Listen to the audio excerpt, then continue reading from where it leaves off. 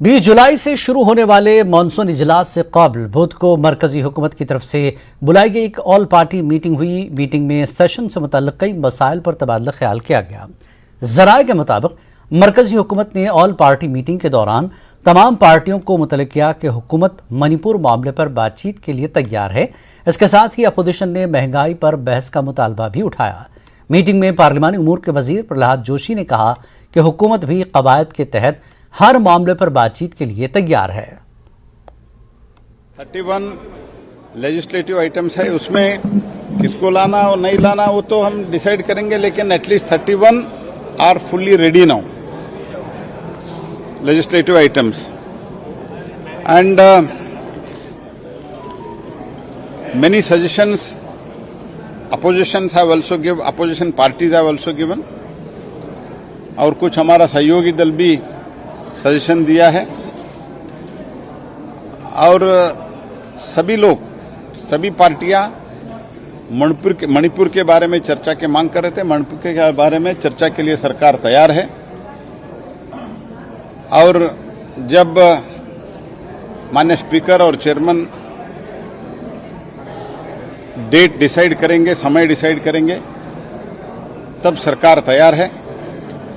और कुछ भी जो भी इश्यू है नियम और प्रक्रिया के अनुसार स्पीकर और चेयरमैन के परमिशन के साथ सरकार चर्चा करने के लिए तैयार है। पार्लियामेंट का मानसून इजलास 20 जुलाई से शुरू होकर 11 अगस्त तक जारी रहेगा। इससे कबल अपोजिशन इत्तेहाद का इजलास होगा, जिसमें अपोजिशन के तमाम अरकान पार्लियामेंट शिरकत करेंगे। बेंगलुरु में होने वाली अपोजिशन पार्टियों की मीटिंग पर काफी चर्चा हुई। इसके बाद मीटिंग में तय पाने वाले ग्रैंड अलायंस का नाम अब सुर्खियों में है, क्योंकि इसका नाम इंडिया रखा गया है, जिसका पूरा इंडियन नेशनल डेवलपमेंट इंक्लूसिव है। अब अलायंस इस इंडिया की पहली मीटिंग होने वाली है, जिसका मकसद मानसून इजलास में हुकूमत को घेरने की हिकमत अमली तैयार करना है। बताया गया है कि ये मीटिंग जुमेरात 20 जुलाई को दिल्ली में होगी। कांग्रेस के जनरल सेक्रेटरी जयराम रमेश ने पार्लियामेंट के इजलास के हवाले से इस मीटिंग के बारे में कहा कि पार्लियामेंट के इजलास के वक्त तमाम अपोजिशन पार्टियां मुत्तहिद होकर हिकमत अमली तय करती हैं, लेकिन बेंगलुरु इजलास के बाद हमारा जोश बढ़ गया है, एक नया जोश आया है, नया नाम मिला है। हम अपोजिशन पार्टी नहीं है, इंडिया है हम।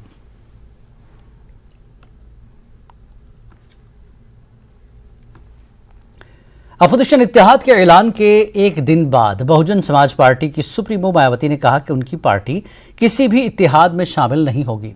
मायावती ने 26 जमातों जैसी सोच रखने वाली इंडिया के इत्तेहाद पर तनकीद की और कहा कि कांग्रेस इस इत्तेहाद के जरिए मरकज में वापस आने का ख्वाब देख रही है। उन्होंने कहा कि बीएसपी राजस्थान, मध्य प्रदेश, छत्तीसगढ़ और तेलंगाना के असेंबली इंतखाबात में अकेले मुकाबला करेगी। उन्होंने दिल्ली में एक प्रेस कॉन्फ्रेंस से खिताब करते हुए ये बातें कही। सत्ता पक्ष का एनडीए अपनी फिर से पूर्ण बहुमत की सरकार बनाने के लिए अपनी दलीलें दे रहा है, तो वहीं दूसरी तरफ विपक्षी गठबंधन यहाँ सत्ताधारी एनडीए गठबंधन को इस बार चुनाव में मात देने के लिए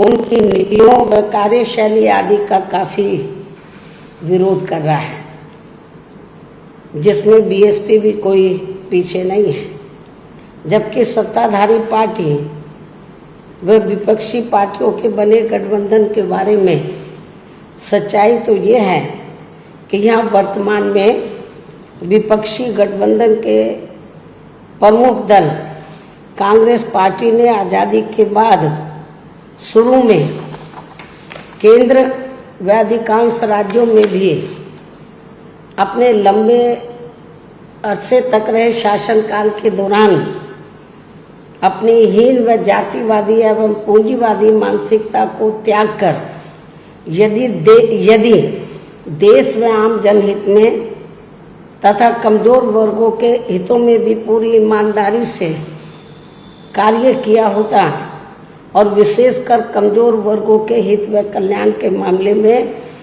परम पूज्य बाबा साहब डॉक्टर भीमराव अंबेडकर की सलाह को भी मान लिया होता, तो फिर ना तो बाबा साहब को अपने कानूनी मंत्री पद से उस समय इस्तीफा देना पड़ता तथा ना ही आगे चलकर कांग्रेस पार्टी को केंद्र व अधिकांश राज्यों की भी सत्ता से बाहर होना पड़ता तथा ना ही फिर कमजोर वर्गों के लोगों को मजबूरी में बीएसपी के नाम पर अपनी अलग से राजनीतिक पार्टी बनाने की जरूरत पड़ती। शिवसेना यूबीटी के लीडर उद्धव ठाकरे ने बुध के रोज महाराष्ट्र के नायब वज़ीर आला अजित पवार से मुलाकात की। ये मुलाकात काफी अहम मानी जा रही है क्योंकि ये मुलाकात बेंगलुरु में अपोजिशन जमातों के साथ एक अहम मीटिंग में शिरकत के एक दिन बाद हुई है। इस मुलाकात में मुख्तलिफ उमूर पर बातचीत हुई।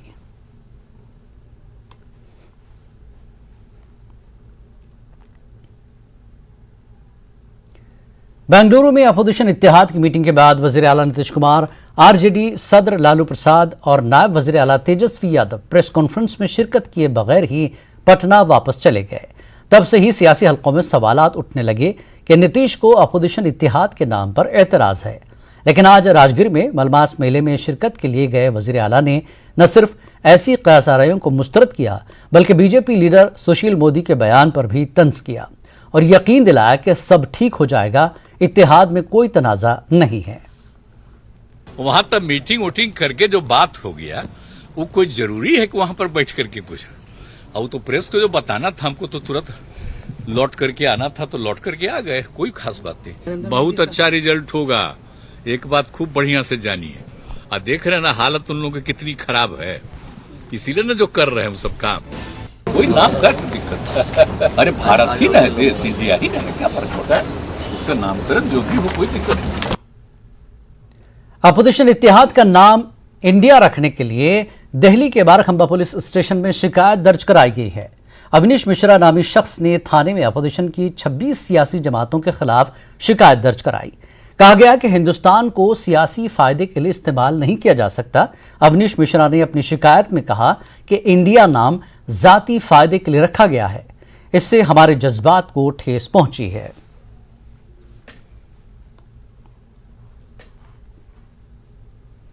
मध्य प्रदेश के इंतखाबी साल में दीगर पसमानदा कौमों के साथ मुस्लिम पसमानदा को लेकर सियासत तेज हो गई है। वज़ीर आला शिवराज सिंह ने कांग्रेस की हुकूमतों को तनकीद का निशाना बनाते हुए मुल्क की पसमानदा कौमों के साथ मुसलमानों की पसमानदगी के लिए कांग्रेस को जिम्मेदार ठहराया है। यही नहीं, वज़ीर आला शिवराज सिंह ने मुसलमानों की पसमानदगी के लिए कांग्रेस को जिम्मेदार ठहराते हुए उनका इस्तेमाल सिर्फ वोट के लिए किए जाने का भी इल्जाम लगाया। वहीं कांग्रेस ने सीएम शिवराज सिंह के बयान पर जवाबी हमला करते हुए उन्हें बीजेपी हुकूमतों के गिरेबान में झांकने का मशवरा दिया। अनुसूचित जनजाति का विकास नहीं किया, प्रधानमंत्री जी ने नाम ले लेके जाते हैं गिनाए। अनुसूचित जाति का विकास नहीं किया, इतने साल के राज में इतने पिछड़े कैसे रह गए। इनने अल्पसंख्यक मुस्लिम समाज का विकास नहीं किया। आज भी गरीबी में जिंदगी जीने को विवश किया है तो कांग्रेस ने किया है। बस वोट के लिए इकट्ठे कर लो, डरा डरा के, झूठ फैला के। कांग्रेस ने पाप किया है, एससी, एसटी और अल्पसंख्यक मित्रों के साथ धोखा दिया है उनको। अगर वास्तव में सही अर्थों में सबका विकास और सबका साथ प्रारंभ किया है तो प्रधानमंत्री जी ने प्रारंभ किया है, भाजपा की सरकारों ने प्रारंभ किया है। समाजी कारकुन तीस्ता सेतलवाड़ को सुप्रीम कोर्ट से बड़ी राहत मिली है। अदालत उस्मान ने बुध को उन्हें बाकायदा जमानत दे दी और गुजरात हाई कोर्ट के फैसले को कलादम करार दे दिया है। हाई कोर्ट ने 1 जुलाई को जमानत की दरख्वास्त मुस्तरद कर दी थी और फौरन खुद सुपुर्दगी करने को कहा था। तीस्ता का पासपोर्ट सिर्फ निचली अदालत के सुपुर्द रहेगा, तीस्ता गवाहों को मुतासर नहीं करेंगी। सुप्रीम कोर्ट ने कहा ज्यादातर सबूत दस्तावेजी हैं, चार्जशीट दाखिल कर दी गई है। सुप्रीम कोर्ट ने कहा कि तीस्ता की हिरासत में पूछगछ की जरूरत नहीं है।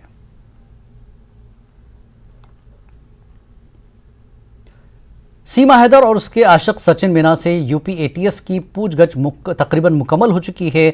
उसके साथ ही मरकजी एजेंसियों ने भी दोनों से पूछगछ की है। पूछगछ के दौरान यूपी एटीएस को सीमा हैदर की जासूसी से मुताल्लिक कोई सबूत नहीं मिला है।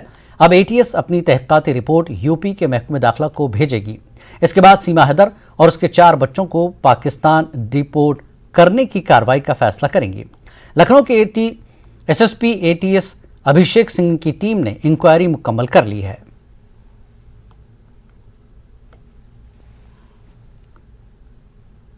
वक्त एक ब्रेक। देश प्रदेश में एक बार फिर आपका स्वागत है। वजीर दिफा राजनाथ सिंह ने अपनी अर्जेंटीनाई हममनसब जॉर्ज एनरिक टाइना के साथ 2 तरफा दिफाई ताल्लुकात को मजबूत बनाने के इक़दामात पर बातचीत की। दोनों वज़रा ने दिफाई सनती शराकत दारी को बढ़ाने के इक़दामात समेत दिफाई ताउन के जारी इक़दामात पर तबादला ख्याल किया।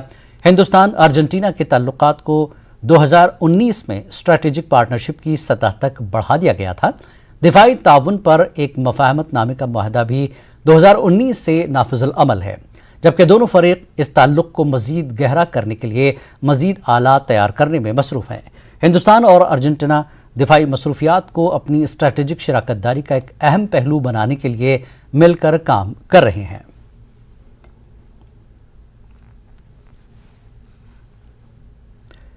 गुजरात में हिंदुस्तानी सदारत में G20 वज़राए ख़जाना और मरकज़ी बैंक के गवर्नर्स का 3रा इजलास मुनक़्क़िद हुआ। ये इजलास 17 और 18 जुलाई को गांधीनगर में मुनक़्क़िद किया गया। इस मीटिंग की मुश्तरका सदारत मरकज़ी वज़ीर ख़जाना और कारपोरेट उमूर निर्मला सीतारमन और governor reserve bank of India Shri Shaktikanta Das ने की है। इजलास में G20 की रुकन ममालिक वज़राए ख़जाना और मदू ममालिक के मरकज़ी बैंक के गवर्नर्स और मुख्तलिफ बैनुल अक़वामी तंजीमों के सरबराहान समेत 500 से ज़ायद मंदूबीन ने शिरकत की। यह इजलास एक ज़मीन एक ख़ानदान एक मुस्तक़बिल के थीम के तहत मुनक़्क़िद किया गया। इस इजलास में बैनुल अक़वामी इक़्तिसादी ताउन को बढ़ाने, आलमी तरक्की को सब के लिए मजबूत बनाने और उनकी तरक्की को फ़रोग़ देने का अहद किया।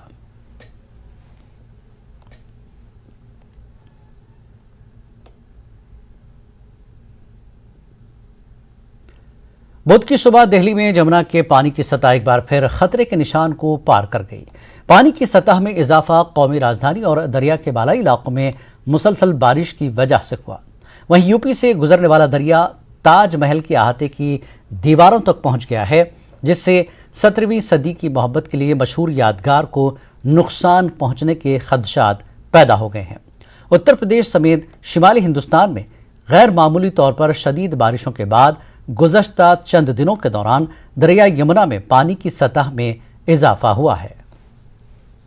और अब हमने अपनी लाइफ में पानी देखा है इतना, हमारे बच्चों ने भी नहीं देखा, अब देख रहे हैं बच्चे, मगर हमने जो देखा है पहला पानी देख रहे हैं, इतना ज़्यादा पानी। और इससे हमें को दहशत लग रही है कहीं रात के अंदर समय पे और पानी ना बढ़ जाए, हमारे बर्तन को घर मकान बह जाए नहीं, इस वजह से हम डरते सोते हैं। कुछ लोगों को डर है कहीं हमारे मकान ना टूट जाएं, तो उससे आदमी दहशत में भी है, रात को बड़ा कम होशियारी से सो रहा है आदमी, चिंतित में आदमी सो रहा है कहीं ऐसा ना हो रात को पानी ज़्यादा बढ़ जाए, सो में बहा ले जाए। There is a garden usually, but we can't see it, and yes, it's crazy to see the water go up so much, and yes, but to see the Taj Mahal was beautiful. It's incredible. It's a marvelous monument. It's the first time. It was a long time I wanted to see it, and it's really incredible. It's so white, and when you touch it, it's incredible. I can't. I have no words to. Delhi सैलाब मुतासरीन को golden jubilee park ring road campus में आर्जी shelter में रखा गया है। पिछले एक हफ्ते के दौरान जैसे ही यमुना से उनके घर डूब गए, दरिया के किनारे और नशेबी इलाकों में रहने वाले सैकड़ों लोगों को फ्लाईओवर्स के नीचे और सड़क के किनारे वाक़ रिलीफ कैंपों में मुंतकिल कर दिया गया है। दिल्ली हुकूमत ने कुछ बुनियादी सहूलियात मुहैया कराई हैं, लेकिन मसाइल भी मौजूद हैं। खजूर खास में ये कैंप फ्लाईओवर के नीचे कायम है और गढ़ी मंडू गाँव के 150 रिहायशियों को पनाह दे रहा है। इनमें से ज्यादातर रक्षा चलाने वालों, मजदूरों और यौमिया उजरत पर काम करते हैं। इतनी स्पीड से बढ़ा कि मतलब कोई सूचना नहीं, कोई कुछ नहीं, बड़ी तेजी से पानी बढ़ा और जो नीचे फसल थी सब नुकसान हो गई, सब सारे किसानों की नुकसान हो गई। झुग्गियाँ बह गई, पता नहीं लगा, लोग बहुत से लोगों का सामान भी बह गया, किसी के जानवर भी बह गए। नहीं, सुविधा तो भैया अच्छी मिल रही, देखो किसी को दोष नहीं देना चाहिए, कोई किसी चीज़ की दिक्कत नहीं है, खाना पीना भी टाइम से आ रहा है, सब चीज़ की दिक्कत है, लाइट की, पानी की, किसी चीज़ की कोई कमी नहीं है। मेडिकल सुविधाएं हैं? हाँ, डॉक्टर वगैरह भी आ रहे हैं, दवाइयाँ दे रहे हैं टाइम से, सारे काम हो रहे हैं भैया, किसी चीज़ की कोई दिक्कत नहीं है। बाढ़ ऐसे अचानक बाढ़ आई कि लोग सामान में लगाया, कागज बह गए और वो भी बह गया और कोई सूचना किसी ने दी नहीं, पुलिस ने न किसी ने। कल यहाँ बाढ़ आ रही है, तुमने कहा पहले तो ये कहते थे कि पहले परमिशन हो जाती थी। इस बाढ़ का कुछ पता नहीं था, ये बाढ़ ये ऐसी आएगी।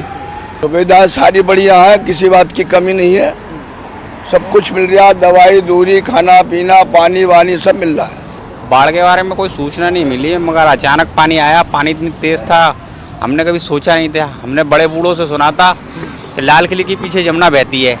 अपनी आंखों से तब देखा जब हमने देखा कि हाँ ये वाकई ये काम हो सकता है। लाल किला हमने अपनी आंखों से देखा, वहाँ बाढ़ आती है। किसी टाइम बताया गया था कि दरिया बहती है, ये सिर्फ सुना था, देखा हमने सामने जाके। इतना पानी हमने कभी नहीं देखा है। पार्लियामेंट, दिल्ली में पूरा कोना सब डूबा हुआ है।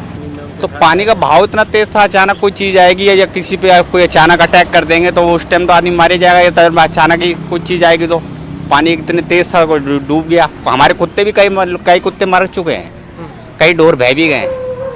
रिलीफ कैंप में क्या सुविधाएं हैं, क्या क्या ठीक है सारे? क्या हाँ, रिलीफ कैंप में कोई दिक्कत नहीं है, रिलीफ कैंप में पूरी सर्विस है। आसाम में सैलाब की सूरत-ए-हाल बदस्तूर तशवीशनाक है क्योंकि सैलाब की दूसरी लहर ने तकरीबन 1 लाख अफराद को मुतासर किया है। पिछले कुछ दिनों से मुसलसल बारिश की वजह से काजीरंगा नेशनल पार्क के कुछ हिस्से ज़ेर आब आ गए हैं। पार्क के हुक्काम के मुताबिक काजीरंगा में अकुर अटोली जंगल की हद का तकरीबन 90% हिस्सा इस वक्त ज़ेर आब है। कई दिनों की बारिश के बाद काजीरंगा नेशनल पार्क में 68 जंगलाती कैंप ज़ेर आब आ गए।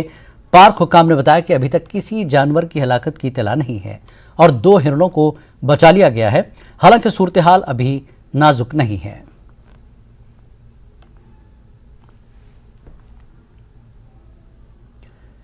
कठुआ के बनी इलाके में मूसलाधार बारिश के नतीजे में 6 कच्चे मकानात गिर गए। इस हादसे में अब तक 5 लोगों की मौत हो गई है। अभी तक 3 लोगों का रेस्क्यू ऑपरेशन चल रहा है। एसडीएम सतीश कुमार ने इसकी तस्दीक की है। मरने वाले अफराद की लाशें मलबे तले दबी मिली और मौके पर ही लोग फौत हो गए। लाशों को निकालकर एसडीएच बन्नी मुंतकिल किया गया है। 40 बरस की जरीना बेगम, 14 साल के शहबाज अहमद, 2 साल का अरबाज अहमद, 13 साल का मोहम्मद आसिफ, 10 साल की नाजिया तबस्सुम हादसे में जाँ बहक हो गए। तमाम महलूकीन आपस में रिश्तेदार हैं। उधर पुलिस स्टेशन बन्नी के हुदूद में बारिश से जुड़े अलग अलग वाक़यात में 3 अफराद की मौत हो गई है।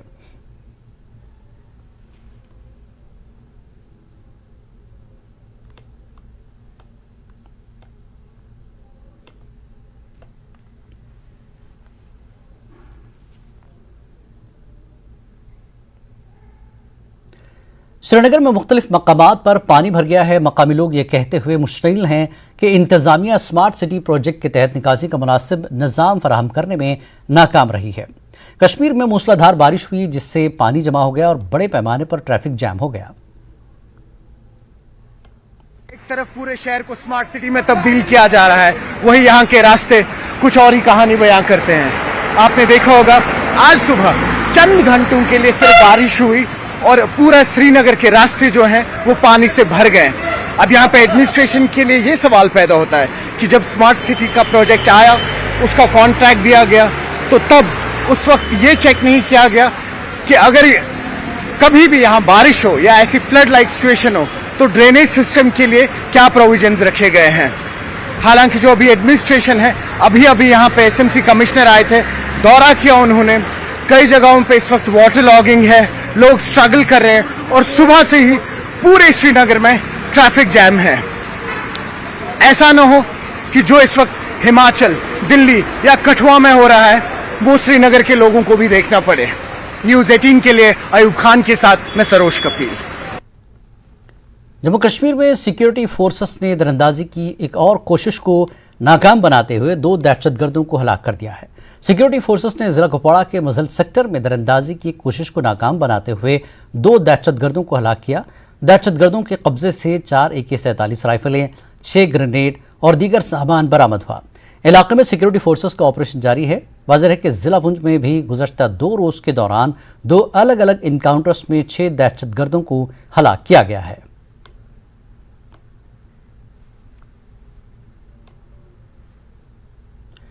मानसून सेशन से पहले बीजेपी राज्यसभा एमपी गुलाम अली खटाना इन दिनों दिल्ली में जम्मू कश्मीर से जुड़े मुद्दे पर हमारे नुमाइंदे खुर्रम शहजाद ने गुलाम अली खटाना से बातचीत की।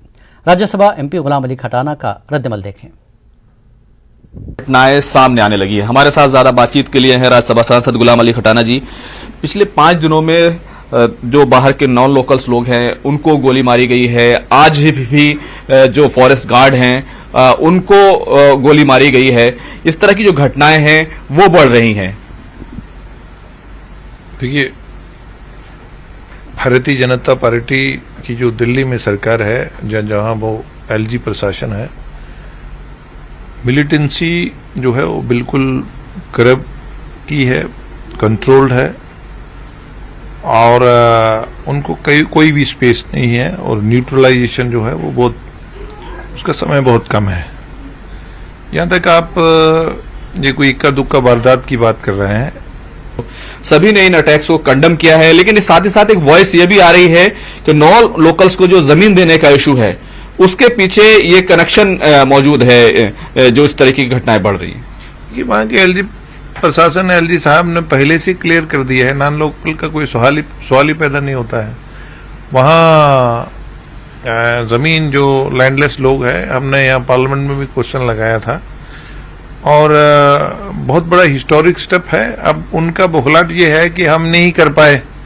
कांग्रेस यहाँ 70 साल सत्ता में रही है और वहाँ की कश्मीर बेस्ड पॉलिटिकल पार्टीज को ने सिर्फ सिचुएशन को एक्सप्लॉइट करा है और पैसे को डाइवर्ट करा है और आम आदमी को वहाँ फलने फूलने नहीं दिया है। तो आज उनको पसंद नहीं है कि अमन, गरीब का आदमी भी रोजगार करे, वो स्कूल भी जाए, वो खेल कूद के लिए जाए, वहाँ अमन हो, वहाँ इंडस्ट्री, वहाँ बाहर से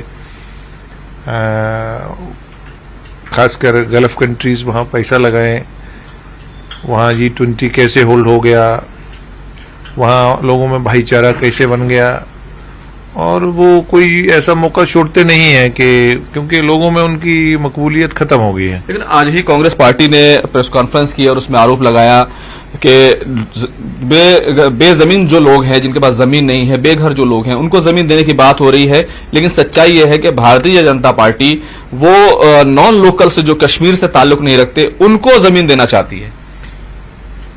अब कांग्रेस को अगर नॉन लोकल दिख रहे हैं तो उनको आंकड़ा देना चाहिए कि ये वाले नॉन लोकल्स को दिया है। वहां के LG प्रशासन ने कहा है, हम कह रहे हैं कि जो लैंडलेस, होमलेस, जो पेपरलेस लोग हैं उनको भी जमीन दी जा रही है। इन्होंने कोई पॉलिसी तो बनाई नहीं। ये बड़ा हू एंड क्राई करते थे पूरे देश में, हमने लैंड रिफॉर्म्स करे हैं। Only state Jammu and Kashmir, इन्होंने टिलर्स को 200-200 साल की जमीनें हैं लोगों के पास, इन्होंने मालिकाना हक नहीं दिए और सिर्फ वोट बैंक तक रखा है, एक्सप्लॉइट करा है। बहुत बहुत शुक्रिया। कैमरामैन हरीश के साथ खुर्रम शहजाद, न्यूज़ 18 दिल्ली। इस बुलेटिन में फिलहाल इतना ही। नमस्कार।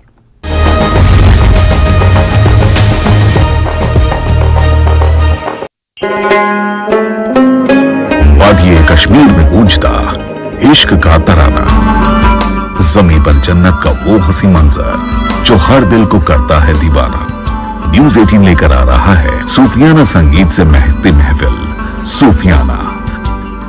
देखिए 22 जुलाई शाम 5:30 बजे से सिर्फ न्यूज़ 18 जम्मू कश्मीर, लद्दाख, हिमाचल पर।